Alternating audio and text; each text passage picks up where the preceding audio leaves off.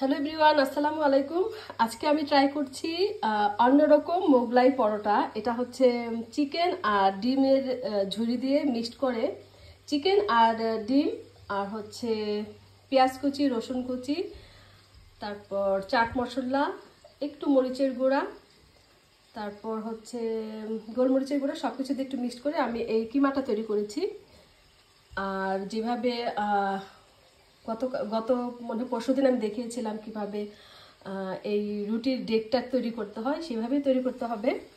তো এই তো আমার চিকেন ডিমের মোগলাই পরোটা হয়ে যাচ্ছে।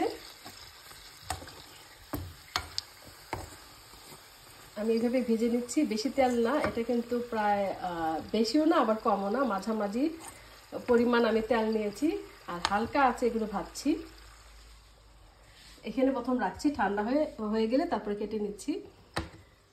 আপনারা ইচ্ছা করলে ওই যে কাঁচা ডিম দিয়েও মোগলাই খেতে পারেন, কিংবা একটু ডিমটা ভাজি করে নিলে বা চিকেনের সাথে ভাজি করে নিলে সেটা আরও মজা হয়। তো এইভাবে আজকে আমি করলাম। আর আজকের ওয়েদারটাও সুন্দর, এই বৃষ্টি হচ্ছে, এই মেঘলা আকাশে অনেক মেঘ। আর এমন দিনে এইরকম ভাজা পোড়া কার না ভালো লাগে বলুন? তো আপনারা এইভাবে বানিয়ে খান। তো আজকের ভিডিওটা কেমন হয়েছে অবশ্যই কমেন্ট করবেন। যে যেখান থেকে দেখছেন সবাই ভালো থাকুন, সুস্থ থাকুন। আল্লাহ হাফেজ।